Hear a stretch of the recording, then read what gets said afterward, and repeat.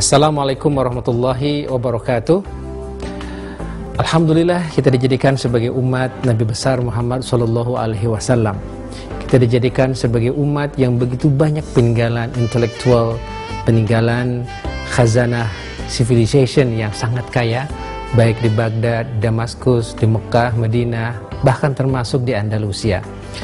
Namun sangat disayangkan kecintaan kita terhadap Rasulullah SAW seringkali hanya di bibir saja. Kita menyebut namanya, mengagungkan sifat-sifatnya pada bulan Maulud. Bahkan kita menyanyikan Diba dari Barzanji dengan lantang. Tetapi setelah Maulud lewat, setelah salawat itu kita kumandangkan, kita kembali ke kantor, kita kembali bisnis, kita kembali berdagang, kita masuk perbankan, asuransi, pasar modal, Rasul wisdomnya tidak pernah kita bawa. Ketika kita mempelajari manajemen dan leadership, kita senantiasa berkiblat kepada timur dan barat. Tidak pernah kita menggali bagaimana Rasulullah SAW menjadi seorang yang benar-benar super dalam begitu banyak dimensi kehidupan. Oleh karena itu, atas perenungan yang mendalam serta kerendahan hati, saya mencoba menggali wisdom dari Rasul. Ternyata subhanallah, Rasul itu memang adalah super dalam banyak sekali dimensi. Dia adalah super dari sisi self-development. Dia juga super dari sisi business dan entrepreneurship. Dia juga luar biasa dari sisi family management. Dia juga luar biasa dari sisi dakwah management. Dia juga orang yang superb dari sisi socio and political leadership. Luar biasa dari sisi education, sangat-sangat mengagumkan dari sisi legal development, dan beliau juga adalah seorang military leadership, military leaders. Nah, dari spektrum-spektrum ini kemudian saya mencoba membuat satu model. Ternyata Rasul itu adalah insan yang jikalau kita tuangkan dalam peta leadership dan manajemen modern, semuanya supportive dan mendukung.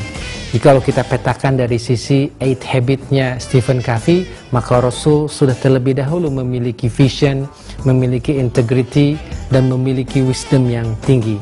Termasuk dalam petanya Bad Manners, demikian juga James Otto, Warren Bennis, Rasulullah SAW sudah melakukan semua yang mereka teorikan. Jikalau dipetakan, maka kita akan melihat spektrum leadership Rasulullah SAW dalam salah satu model. Model ini saya sebut dengan PRO-LM, Prophetic Leadership and Management Wisdom. PRO-LM memiliki 4 basic karakter utama. Yang pertama adalah Siddiq, yang kedua adalah Amanah, yang ketiga adalah Fatonah, dan yang keempat adalah Tabligh. Siddiq akan membentuk jiwa yang penuh dengan integritas. Amanah akan membentuk jiwa yang penuh trustworthy.